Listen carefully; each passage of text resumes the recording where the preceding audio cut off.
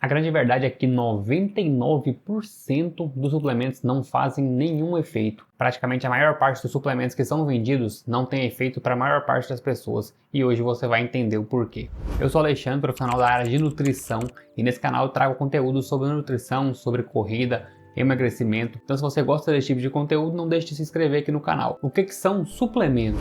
Suplementos são compostos, geralmente cápsulas ou alimentos que não são considerados medicamentos, mas que têm uma grande característica de promessa do aumento de desempenho, massa magra, seja direta ou indiretamente por mediação de alguma via no corpo. Ou seja, a promessa dos suplementos, principalmente suplementos esportivos, é a melhora do desempenho ou a melhora de algum parâmetro do corpo, aumento de massa magra, redução de gordura e outros fatores que vão levar você a melhorar a sua composição corporal, o seu desempenho naquela atividade que você deseja e afins. E aqui a gente já começa a entender um dos principais fatores e principais problemas que a gente tem com esse mercado, que é a falta de regulação, fiscalização. A gente até tem órgãos que fazem essa regulação e fiscalização, mas ela acaba sendo um pouco falha.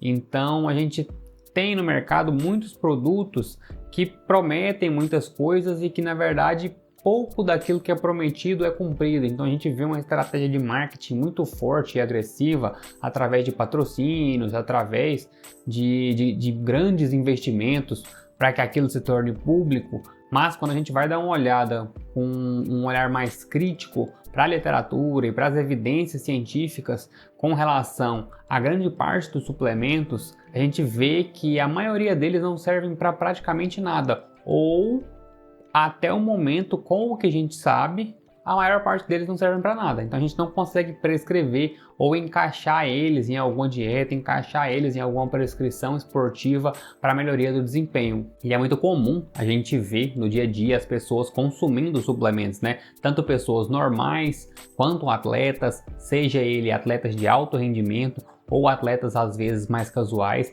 Pessoas simplesmente começam um esporte, elas já começam a se perguntar: qual que é o suplemento que eu compro? Qual que é o whey protein? Qual que é a creatina? Qual que é o melhor suplemento? Porque a gente parece estar em busca sempre de um atalho, né? Daquele composto, daquilo que vai ajudar a melhorar o desempenho, vai dar mais força, vai dar mais energia, e a gente às vezes esquece do básico, né? Então os suplementos eles estão muito presentes, por isso mesmo que as marcas estão crescendo muito, investem milhões de dólares em marketing para poder cada vez mais alcançar uma fatia de mercado. Então quando a fatia do fitness começa a dar uma estourada, eles já começam a estender essa produção, esse marketing para outras esferas. Então a creatina, que antes era utilizada para o pessoal da musculação, já começa a ser estendido para a parte de cognição. Então você já começa a atingir públicos mais velhos que também vão se beneficiar de certa forma da suplementação de creatina, por mais que a gente não tenha evidência científica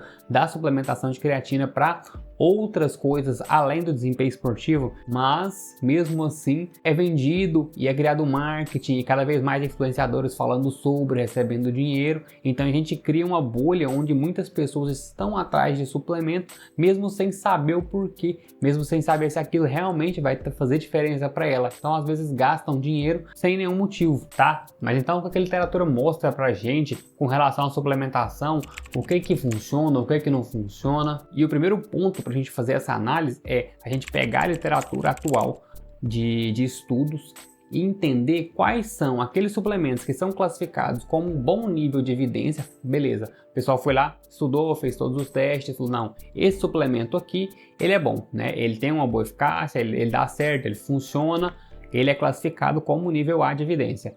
Suplementos que são um pouco mais duvidosos, fala: ó, os estudos não são tão bons, mas dá pra gente às vezes colocar ali e falar que talvez ele funcione. Então esses estudos são classificados como nível B. E já temos outros estudos que são classificados como nível C, né? Um nível ali mais baixo, que fala: ó, os estudos são ruins, não tem efeito, não dá para falar nada, não dá para poder recomendar para as pessoas, porque a maioria dos estudos não mostra nenhum tipo de resultado.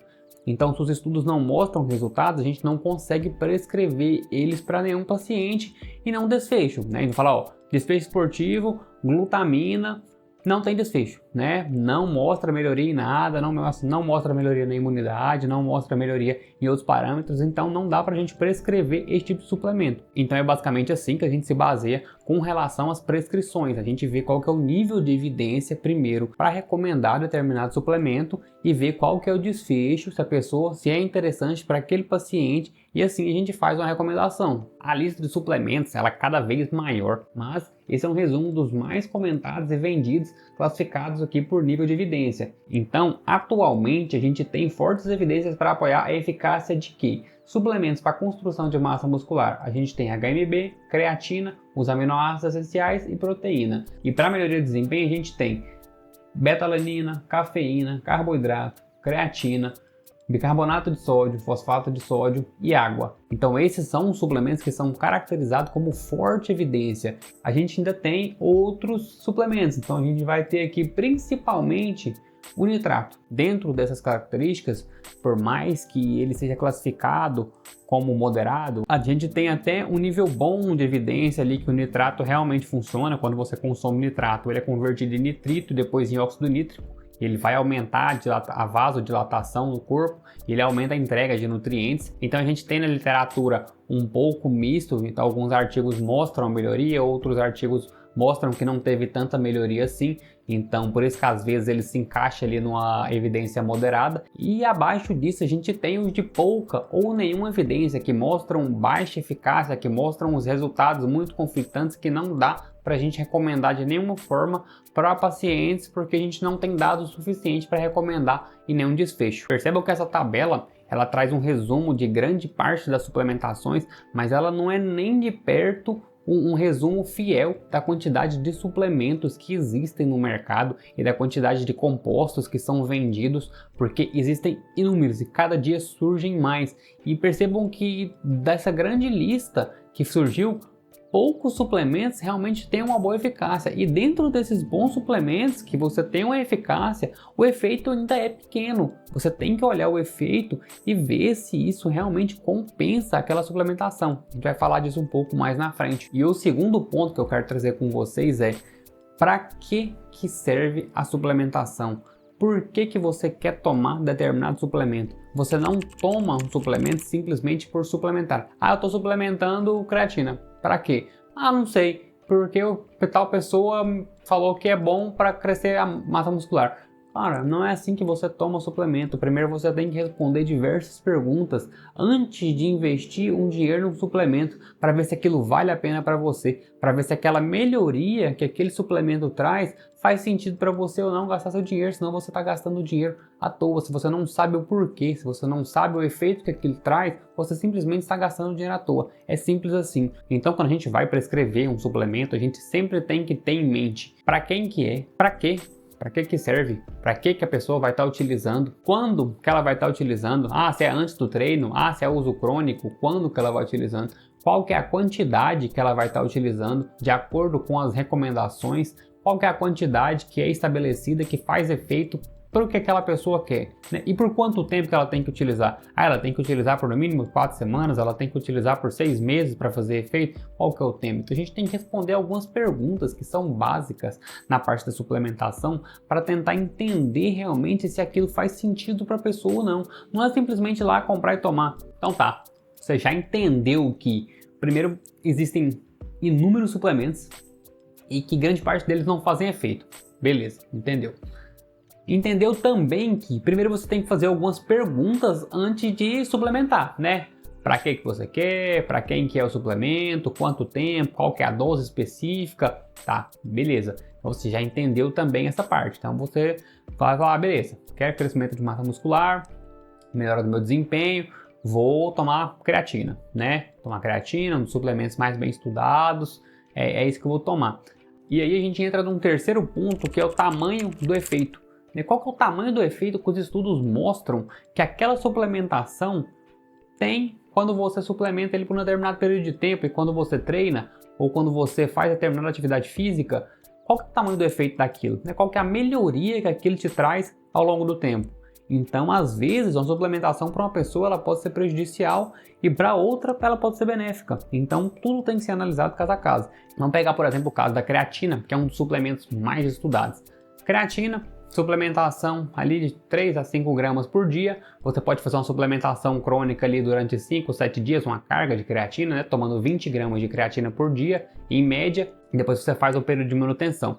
E para que serve a creatina? Ela simplesmente ajuda você a repor os estoques de energia. Então, quando você faz uma atividade física em que você tem um gasto energético, a creatina ajuda a repor o ATP, né, que é a sua unidade energética, para você conseguir fazer mais força e para você conseguir melhorar o seu desempenho. Pô, beleza? Então creatina é muito bom, né? Só que aí a gente vai entrar nos estudos e a gente vai ver realmente como que funciona a creatina. E a creatina, basicamente, ela funciona em esforços submáximos. Quando você vai fazer um esforço em que você está próximo da falha, um treino de força, sprints repetidos ali de 100, 200 metros, onde você dá o seu melhor e você precisa de uma energia rápida, entre 10, 20, 30 segundos no máximo, você vai utilizar a via da creatina. Agora, quando você faz treinos mais leves, você faz um funcional, ou você faz treinos de corridas que também são mais leves, você quase não faz sprints máximos ali, então você não vai utilizar da via da creatina. Ou seja, para você que não faz esse tipo de esforço, a creatina não vai te ajudar em nada. Por mais que ela prometa certo benefício, quando você vai utilizar ela na prática, ela não se traduz naqueles reais benefícios porque você não está utilizando aquela via da forma correta, você não está utilizando ela na onde ela faz o efeito, então ela não serve para você. Então talvez ela sirva para uma pessoa que faz esse tipo de atividade. Então se você faz sprints máximos, você trabalha sempre próximo da falha no seu treino de musculação, pô, a creatina vai te ajudar bastante. E nisso você ainda tem que pensar na quantidade de efeito que ela vai fazer. Então ela vai fazer o quê? Ao longo do tempo, 6, 7, 8 semanas, ela vai te ajudar aí na melhoria, vai subir 1 quilo, 2, por conta principalmente da água, né? Que a creatina ela acaba puxando um pouco de água para dentro do músculo. Por isso que muitas pessoas acham que a creatina engorda, a creatina não engorda, porque ela acaba retendo um pouco de água, e isso vai fazer, obviamente, o seu peso na balança subir um pouco. O que, inclusive, pode ser prejudicial para algumas pessoas, onde vai fazer alguma atividade ou um esporte que depende do peso. Às vezes até para corrida mesmo, um atleta que já é mais leve, está se preparando para uma corrida, e ele começa a suplementação de creatina, ele pode subir o peso na balança dele aproximadamente de 2 quilos, e isso vai dar uma piorada no desempenho dele. Então, até para atletas, você tem que tomar cuidado com a questão da suplementação, que pode ser prejudicial. Então ela não é para todo mundo. Então por isso que eu sempre falo que primeiro a gente tem que entender todo o contexto, entender qual que é a atividade que você vai fazer, para que você quer. Será que compensa você gastar dinheiro com determinada coisa? Por mais que você tenha muito dinheiro, né? A questão não é ter muito dinheiro ou não. É questão realmente se compensa. Senão você pode estar gastando dinheiro com coisas que vão ser muito mais úteis para melhorar seu desempenho. Talvez com personal, nutricionista, com um psicólogo, fisioterapeuta, tudo que vai ajudar você a melhorar a sua vida, a melhorar seu desempenho. Mesmo comprar um tênis novo, comprar uma roupa nova, coisas que realmente vão agregar para você e que vão te dar muito mais resultado do que simplesmente gastar dinheiro com coisas que você nem sabe o porquê. Então não é que você não pode tomar o suplemento e que ele não vai servir para você, que não vai servir para ninguém. Mas a grande maioria das pessoas não treina de uma forma que ela vai precisar daquela melhoria específica de alguns segundos. Talvez para um atleta compense. Por quê? Porque o atleta às vezes treina um ano inteiro para melhorar 5, 10 segundos no tempo dele. Isso para ele é muito bom. Essa melhoria de segundos para ele, às vezes é o que vai separar entre ele ganhar ou ele ficar em segundo lugar, ou ele perder. Então, mas para você, às vezes que você tem um pace numa corrida que é 45 minutos para 10 km e você ter 44 e 40, para você não faz tanta diferença assim essa questão da suplementação. Então você pode investir em outras coisas, melhorar em outros parâmetros e um dia, quem sabe, você venha a suplementar alguma coisa que vai te ajudar a melhorar aqueles segundos, aquele pequeno tempo que vai fazer diferença para você. Então tudo tem seu tempo, mas a grande maioria das pessoas não vão se beneficiar da suplementação. Isso é um fato. E eu espero que você tenha entendido pelo menos um pouco do que eu tentei trazer aqui para vocês sobre essa questão da suplementação. Não é que você não pode gastar, até porque o dinheiro é seu, você faz o que você quiser com ele. Se você achar que você tem que tomar, você toma aí, pronto, né? Foca no que dá resultado e as outras coisas deixa para quando você realmente precisar, beleza? Então não deixa de se inscrever aqui no canal se você gosta desse tipo de conteúdo, para acompanhar cada vez mais e a gente crescer junto. Então, valeu!